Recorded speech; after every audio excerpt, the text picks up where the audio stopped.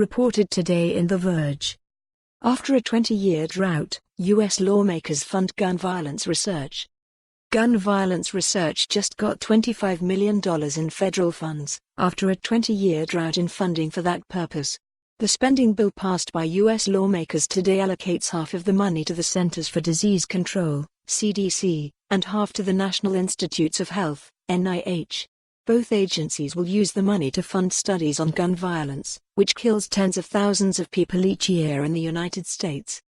The significance of this is huge, says Mark Rosenberg, who oversaw gun violence research at the CDC until 1996, the last time such research was funded. For 20 years, the government has not sought answers using science to this horrendous public health crisis. The bill now heads to President Trump's desk, and he is expected to sign it by Friday. The Democrats originally pushed for $50 million in funding.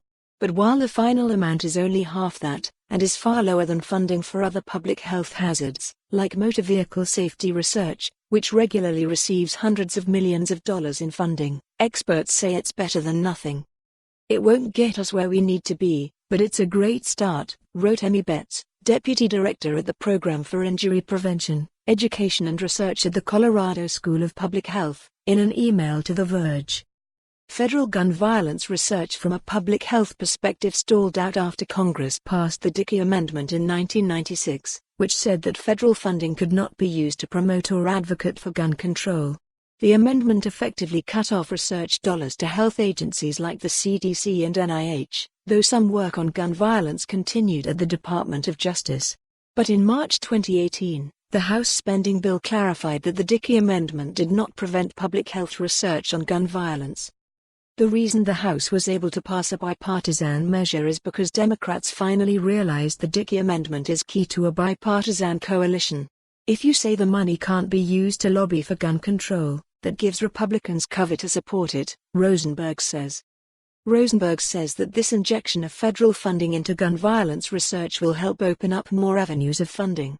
He hopes the research, when it begins, is multidisciplinary, and will involve agencies like the Department of Justice and the National Institute of Justice. I hope the CDC and the NIH work together to sort out an agenda, he says. Both the CDC and the NIH bring different skill sets to issues around gun violence. The CDC, for example, is particularly good at studying patterns within large swaths of public health data, while the NIH's strength is looking at factors that put people at risk for harm. Hopefully they will coordinate a plan that identifies really important. For more on this story, visit the news article link.